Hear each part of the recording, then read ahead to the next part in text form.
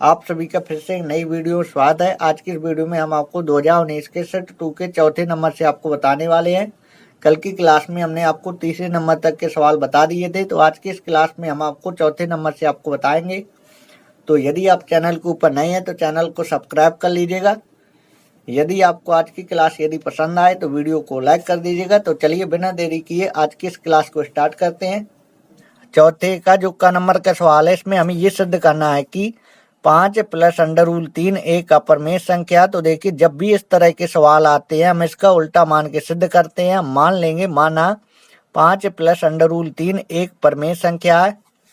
माना 5 + √3 एक परमेय संख्या। तो देखिए, जब हमने जो है इसको परमेय संख्या माना है तो इसे हम P/Q के रूप में लिख सकते हैं, जहां P और Q सहभाज्य पूर्णांक है। तो देखिए, सहभाज्य का मतलब क्या होता है? सहभाज्य का मतलब ये होता है कि P और Q का HCF 1 होना चाहिए। अब देखिए, √3 यह परमेय संख्या है, इसको हम रखेंगे इस साइड और 5 को भेज देंगे इस साइड।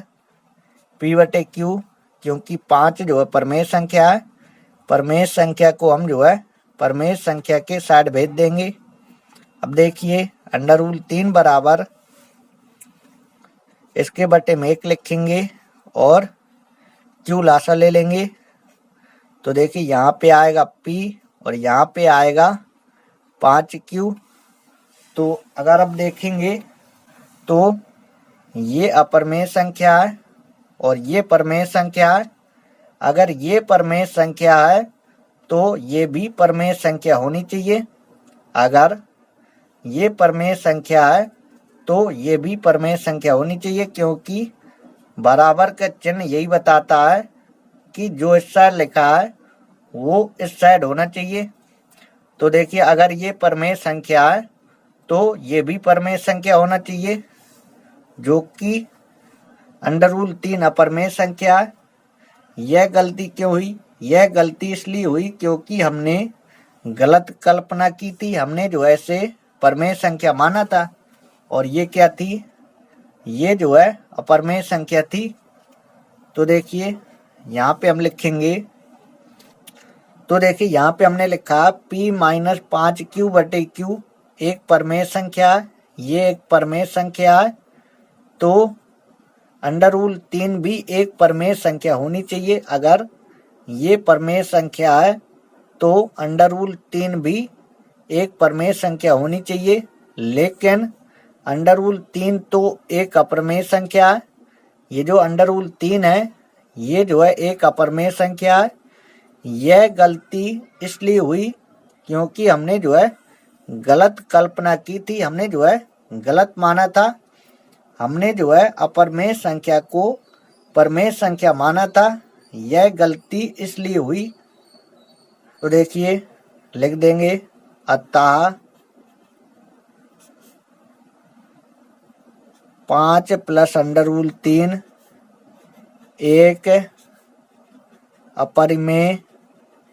एक अपरमेय संख्या है।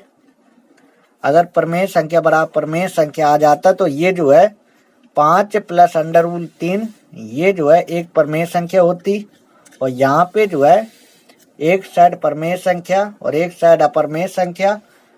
परमेय संख्या और अपरमेय संख्या कभी बराबर नहीं होती, इसलिए 5 + √3 ये जो है क्या, एक अपरमेय संख्या है और यही हमें सिद्ध करना था। ये सवाल पेपर में बहुत बार पूछा जाता है, तो ये आपको अच्छे से सिद्ध करना आना चाहिए। बहुत ही आसान सवाल है। चौथे का ख नंबर का सवाल देखेंगे। ये सवाल पेपर में कई बार आया है, तो इस सवाल को आपको बिल्कुल ध्यान से देखना है। इस सवाल में दिया गया 2 घनों जिनमें से प्रत्येक का आयतन 64 घन सेंटीमीटर है के संलग्न फलकों को मिलाकर एक ठोस बनाया जाता है। इससे प्राप्त घनाभ का पृष्ठीय क्षेत्रफल हमें ज्ञात करना है। तो देखिए, 2 घन है जिनमें प्रत्येक का आयतन 64 घन सेंटीमीटर है। इसका आयतन 64 घन सेंटीमीटर है और इसका आयतन भी 64 घन सेंटीमीटर है, और इन दोनों घनों को मिलाकर एक ठोस बनाया जाता है। तो देखिए, जब हम इन दोनों घनों को मिला देंगे तो कुछ जो है इस प्रकार की आकृति बन जाएगी। तो देखिए ये जो है क्या है, ये जो है घनाभ है और हमें घनाभ का पृष्ठीय क्षेत्रफल ज्ञात करना है। तो आप लोगों को पता होगा कि घनाभ के पृष्ठीय क्षेत्रफल का सूत्र होता है 2 कोष्ठक में लंबाई गुणे चौड़ाई प्लस चौड़ाई गुणे ऊंचाई प्लस ऊंचाई गुणे लंबाई, ये होता है।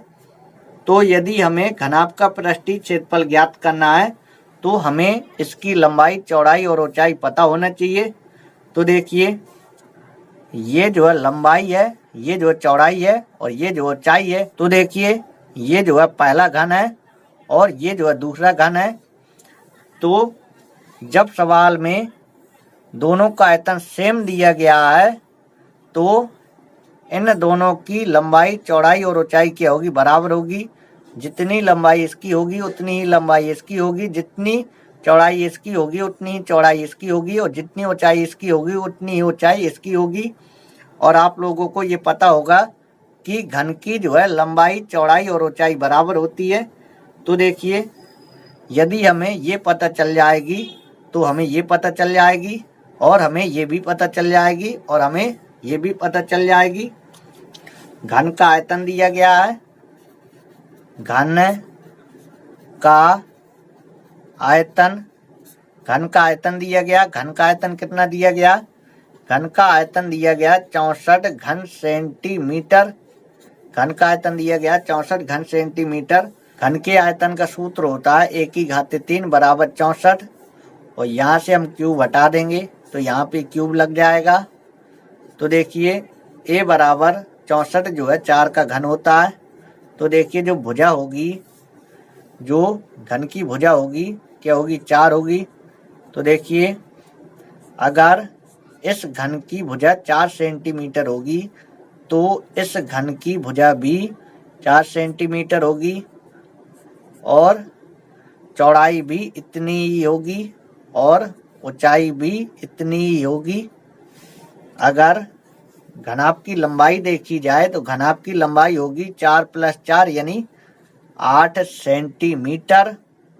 यदि घनाभ की चौड़ाई देखी जाए, चौड़ाई यानी b का मान देखा जाए तो चौड़ाई होगी 4 सेंटीमीटर और घनाभ की जो ऊंचाई होगी ऊंचाई भी क्या होगी 4 सेंटीमीटर यानी h का मान 4 सेंटीमीटर।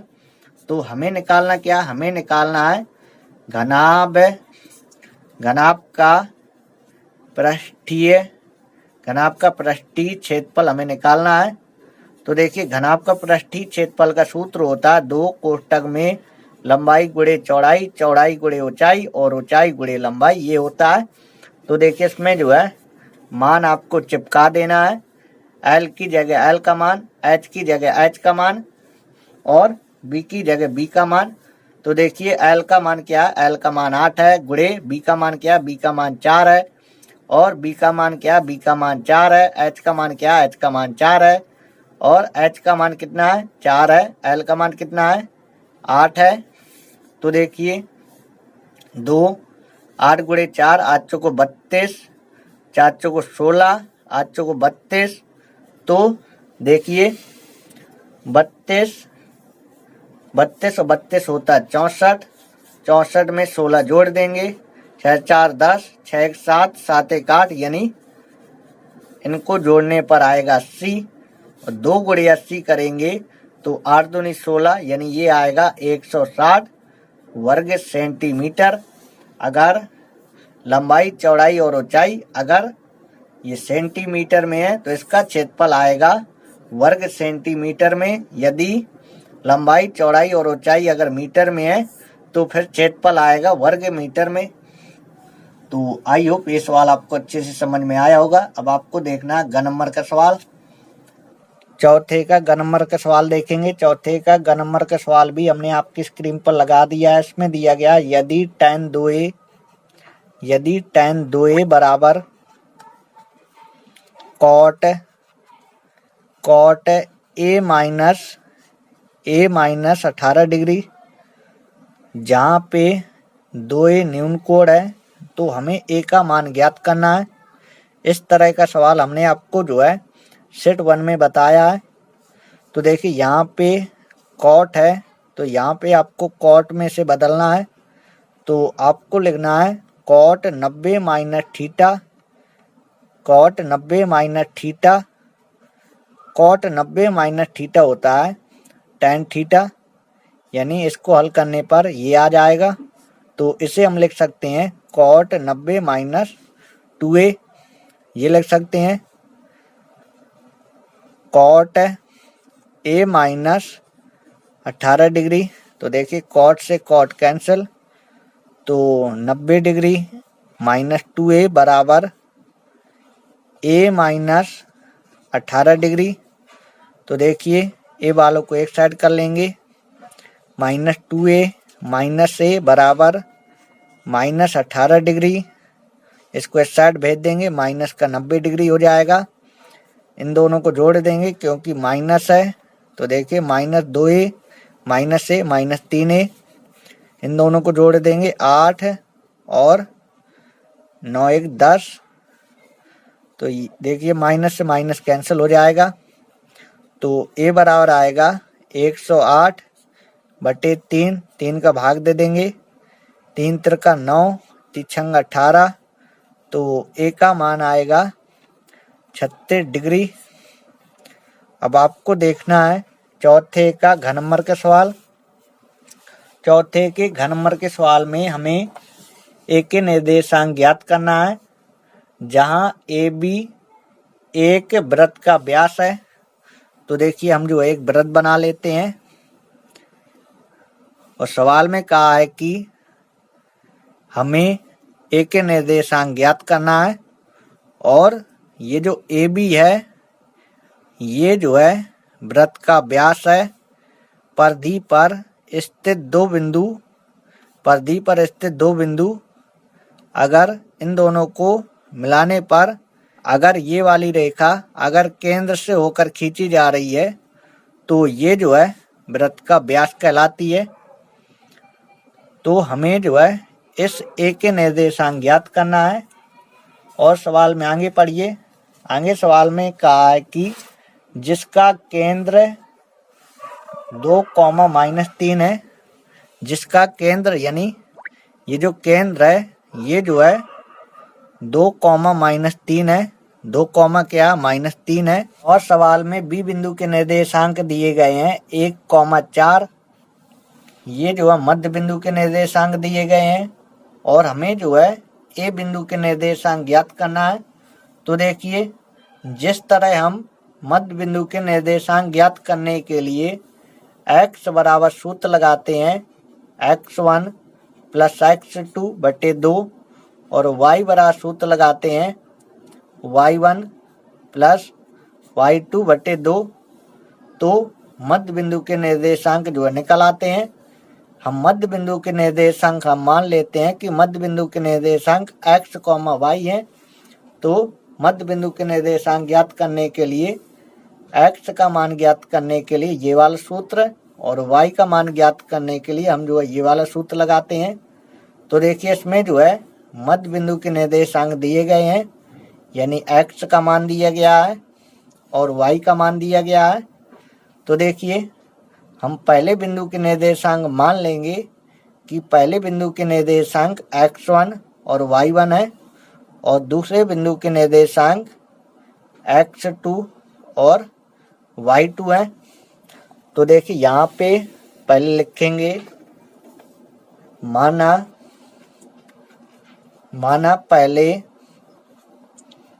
पहले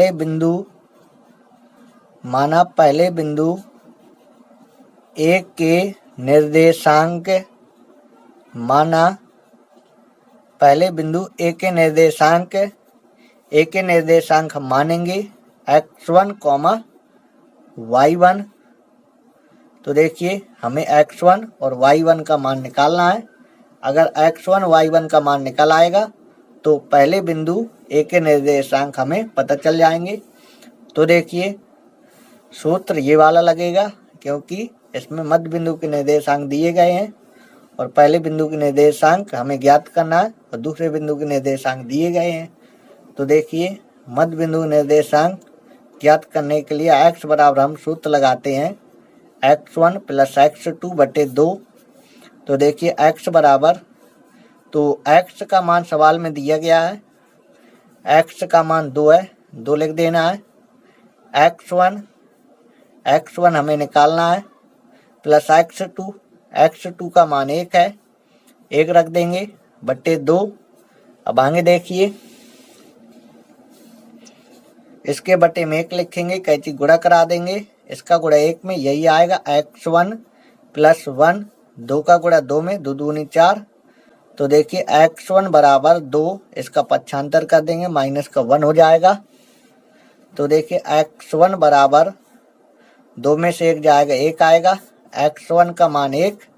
अब निकालेंगे हम y1 का मान।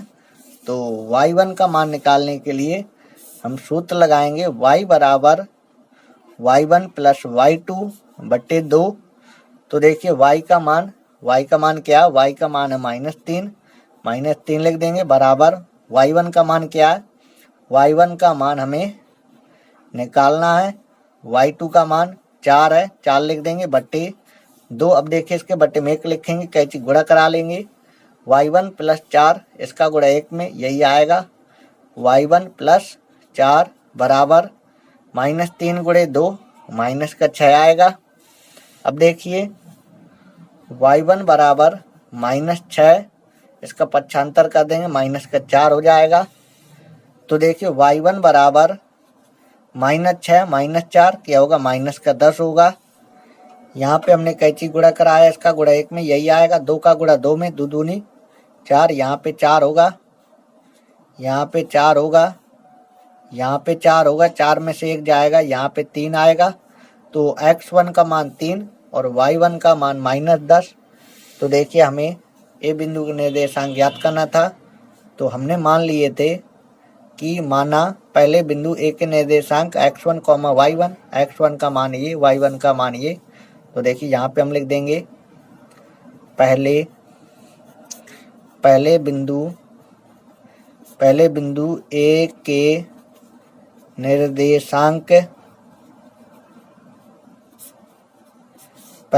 ए के निर्देशांक, माना हटा के लिखेंगे, पहले बिंदु ए के निर्देशांक x1, y1 ये माने थे, x1 का मान 3 और y1 का मान -10।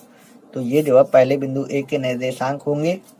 ये सवाल भी पेपर में 1 या 2 बार आया हुआ है, तो इस सवाल को भी आपको लगा लेना है।